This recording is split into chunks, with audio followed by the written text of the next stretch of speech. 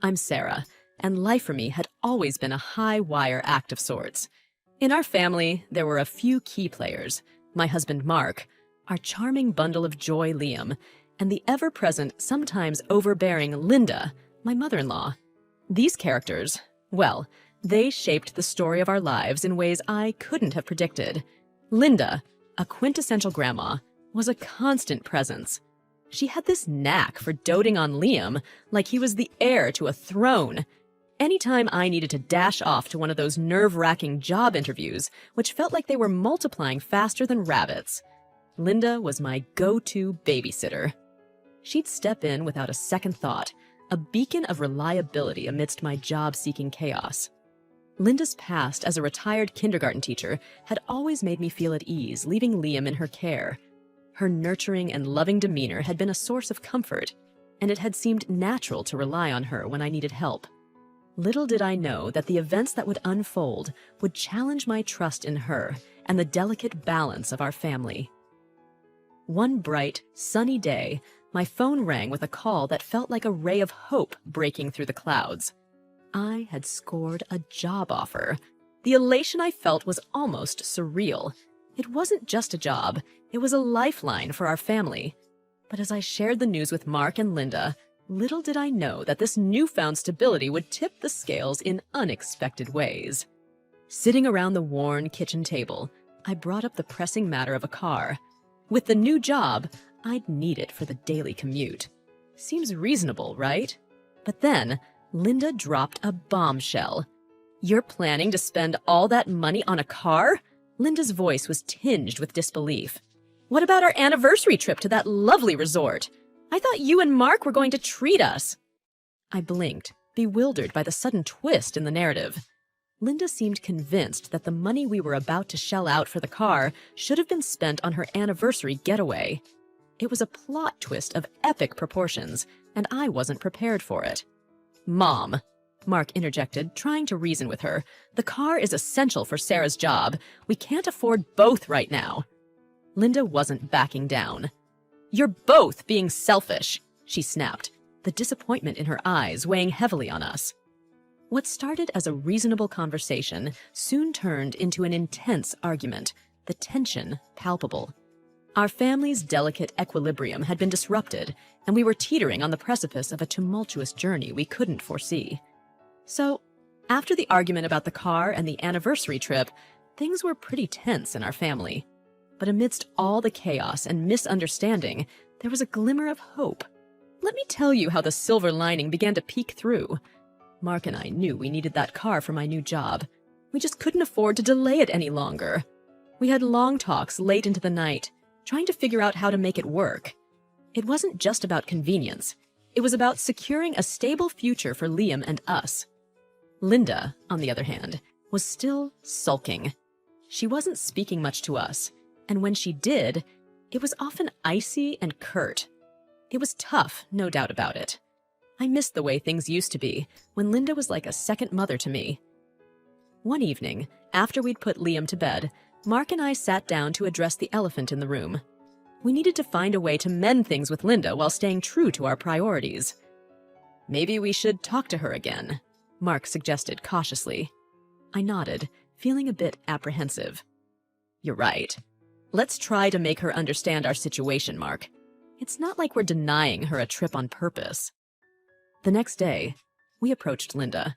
Her initial reaction was still cold, but as we explained our reasons, her expressions started to soften. "I just thought you were putting your jobs ahead of family," Linda admitted, her voice tinged with regret. "Mom," Mark said gently, "we're doing this for Liam's future, too. We want the best for him." As the conversation continued, we realized that Linda had misunderstood our intentions. She thought we were neglecting her for our careers, when all we wanted was stability and security for our family. Slowly but surely, the rift began to heal. It wasn't an overnight transformation, but things got better. Linda understood our perspective, and we, in turn, made an effort to involve her more in our daily lives. We realized that family support was crucial, and we didn't want to lose that. The silver lining was that this challenging period helped us communicate better as a family It made us appreciate each other's roles and sacrifices. And as we moved forward, we hoped that this newfound understanding would help us navigate the trials that lay ahead. Little did we know that the story was far from over, and more challenges were yet to come. With our family on the mend after the car and trip argument, things started to look up. But, life sometimes takes unexpected turns. This time, it came in the form of an unforeseen twist. Linda had always been a big part of our lives. She'd take care of Liam when we needed her, and we appreciated that. But after our heart-to-heart chat, things had changed. Linda seemed less involved, less like the grandma we knew. It was like a cold wind had swept through our family. One evening, we had another family dinner, but it felt different. Linda had a tense look on her face as she served the meal. Something was up, and I could feel it. As we sat down to eat, Linda hesitated, and then she just blurted it out. "I can't believe you're spending all that money on a car instead of our anniversary trip." Mark and I exchanged glances, stunned by her outburst. "Mom," Mark started, "we talked about this. The car is for Sarah's job, and it's important." Linda's eyes welled up, and I could see the hurt in her face. "I thought you cared about me," she said, her voice trembling. "We do care, Mom," I reassured her, "but this is about our family's future." That's when Linda dropped the bomb. "Fine. If you won't take us on the trip, I won't be able to afford to feed Liam anymore. I won't have extra money for his lunches." I felt my heart sink. She was using Liam as a pawn in our argument, and it was the last thing I expected. I couldn't believe she'd stoop so low. Mark was furious. "You can't do that, Mom. Liam is your grandson. You can't just stop taking care of him." But Linda was adamant. "I have to make sacrifices too," she said, her eyes filled with resentment. That dinner was one of the most uncomfortable moments of my life. We finished our meal in silence, and as we left, the tension hung heavy in the air. It was shocking to see how far things had escalated. Linda, who had always been a loving grandma, was now using Liam as a bargaining chip in our family dispute. This wasn't the Linda we knew, and it left us reeling. The delicate balance we had tried so hard to restore had once again been thrown into disarray. After the shock of Linda threatening to stop feeding Liam, our family life took a dark turn. It was like a thread had been pulled, and everything began to unravel. Liam was just a child, innocent and unaware of the tensions between us and his grandma. He still looked forward to visiting Linda, but as the days passed, he came home hungry and upset. I couldn't believe she was actually going through with it. Mark and I knew we had to have another conversation with Linda. It was clear that things couldn't continue this way. So we invited her over for dinner, hoping to find a resolution. As we sat down at the table, the atmosphere was heavy with unspoken tension. We didn't want to argue, but we couldn't let Linda's actions continue either. "Mom," Mark began cautiously, "we need to talk about Liam. He's hungry when he comes home, and it's not fair to him." Linda didn't back down. "I told you, I can't afford it with the money you're spending on that car." I could see the frustration in Mark's eyes. "Mom, you can't punish Liam like this. He's just a little boy." But Linda remained stubborn. "I have my needs too. You should be taking us on that trip." The conversation went in circles, and it became clear that Linda wasn't willing to budge. She saw this as a way to pressure us into funding her trip, and it was tearing our family apart. We left that dinner with heavy hearts, knowing that we had to protect Liam from this toxic situation. We decided not to take him to visit Linda anymore until this was resolved. It was a difficult decision, but we couldn't let our son be used as a pawn in this battle. Our family was unraveling, and we needed to find a way to put it back together. As days turned into weeks, our family remained at an impasse. The decision to stop taking Liam to visit Linda was one of the hardest choices we'd ever made. Liam, at such a tender age, didn't understand the intricacies of the conflict. He missed spending time with his grandma and kept asking when we were going to visit her again. It broke my heart to see him so confused and hurt. Mark and I would sit down and discuss our options late into the night, trying to find a solution. We knew that keeping Liam away from Linda was causing him pain, but we couldn't let her continue using him as a pawn. One evening, as Liam played with his toys, I looked at Mark with tear-filled eyes. I hate that we're doing this to him, but we can't let her manipulate us with his well-being. Mark nodded, his expression heavy with sadness. I know, Sarah. It's tearing me apart too, but we have to protect our son. And so, we continued to keep Liam away from Linda. It was an agonizing decision, but we hoped that it would force Linda to reconsider her actions. We were determined to make her understand that we couldn't be blackmailed into funding her trip. Weeks turned into months, and our communication with Linda remained sparse. The pain of not having her in our lives was immense, but we held firm in our belief that this was the only way to resolve the conflict. We hoped that eventually, Linda would come to see the error of her ways, and we could rebuild our family's trust. Little did we know that the next chapter in our story would bring an unexpected turn, one that would take place at Linda's anniversary party and would have repercussions we couldn't have predicted. Months had passed since we made the painful decision to keep Liam away from Linda. Our family remained divided, and it was clear that the rift was not going to heal easily. But as Linda's anniversary party approached, we had no idea just how significant that event would become. We debated whether or not to attend, but Mark felt it was important to show that we still cared about Linda, even though we disagreed with her actions. So, with mixed feelings, we decided to go. The party was a grand affair, filled with friends and family, all celebrating Linda's anniversary. The atmosphere was cheerful, but the tension between us was palpable. As the evening wore on, I noticed Linda watching us closely, her eyes filled with a mix of longing and resentment. It was as though she expected us to make amends by offering to fund her trip. I had had enough of the charade, and I decided it was time to make a statement. I took a plate of food, and, without saying a word, I shared it with Liam. It was a small but deliberate act, and it spoke volumes. Other guests at the party began to notice and started asking questions. "Why is Liam eating separately?" one of Linda's friends inquired. I took a deep breath and decided it was time to tell the truth. Liam was going hungry because we couldn't afford his lunches after buying a car for my job. Linda thought we should have used that money for her anniversary trip. The shock on their faces was evident, and whispers began to spread throughout the room. Linda's attempt to manipulate us had been exposed, and the guests were not pleased. Linda tried to defend herself, but it was clear that her actions had crossed a line. The party atmosphere soured, and we left shortly after, with our heads held high. That night marked a turning point. We had stood up for ourselves and for Liam, and we had let the truth be known.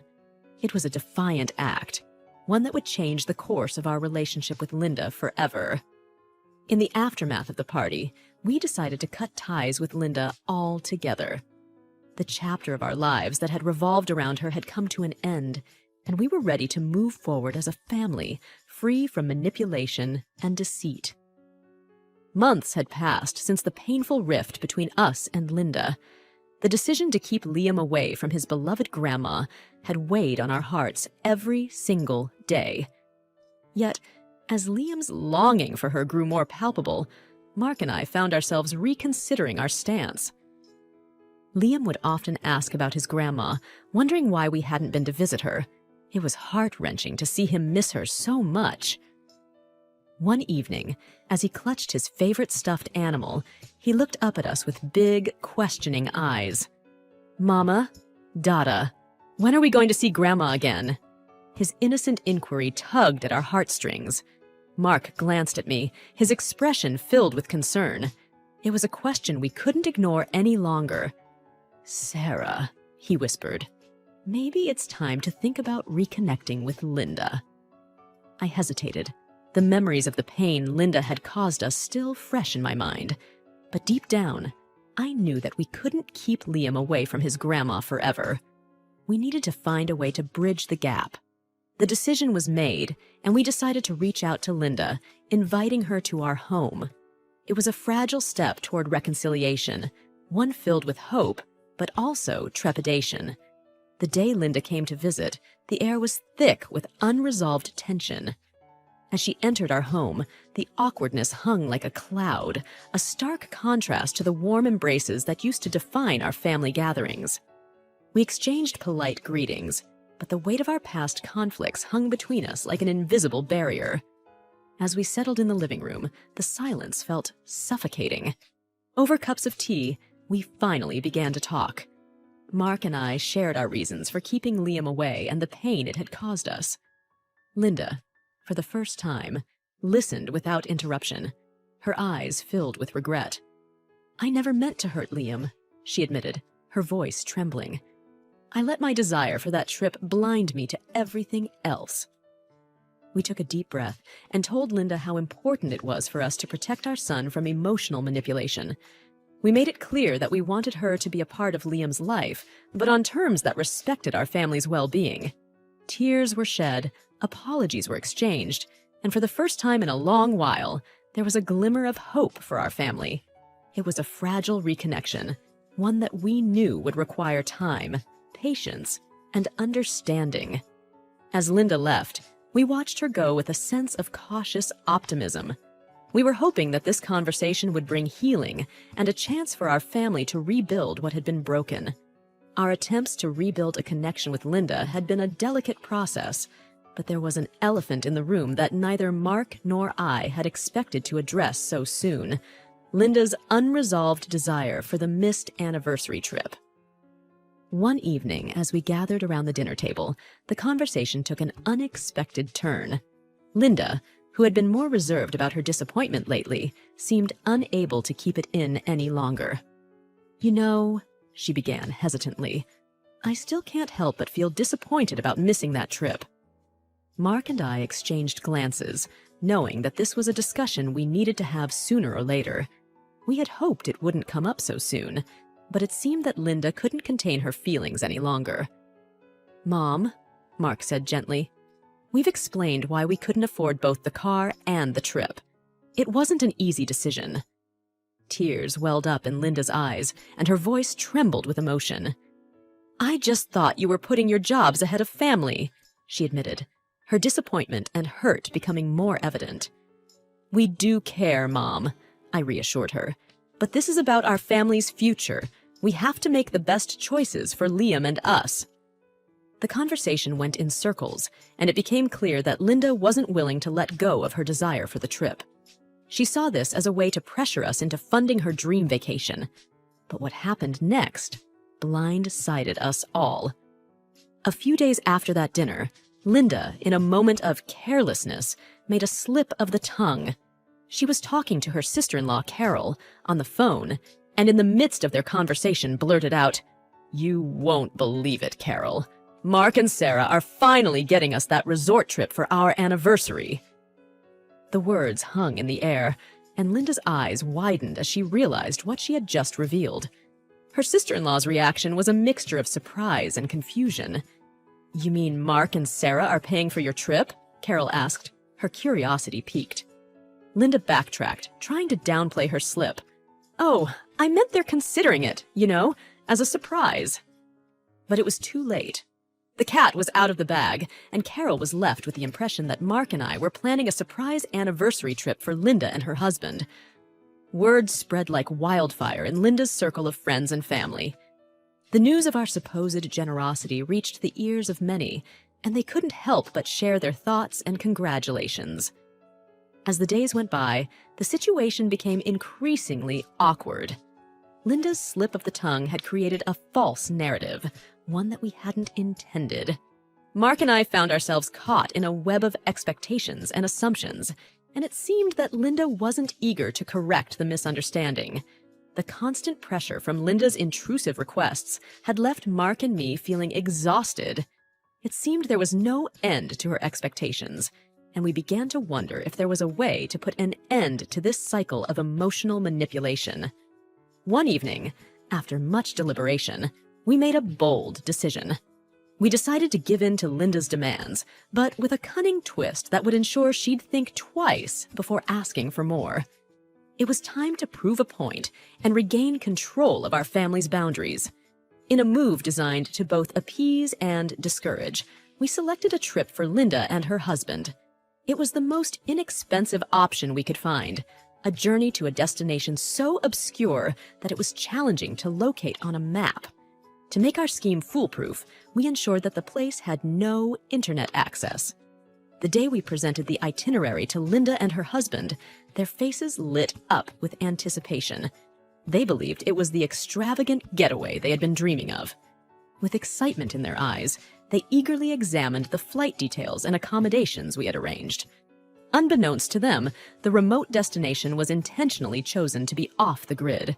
Once they arrived, they would be disconnected from the online world, with no means to contact us. To seal the deal, we turned off our cell phones, ensuring there would be no way for Linda to voice her complaints or demands. As Linda and her husband embarked on their adventure, they were blissfully unaware of our crafty plan. Their vacation was indeed memorable, but not in the way they had anticipated.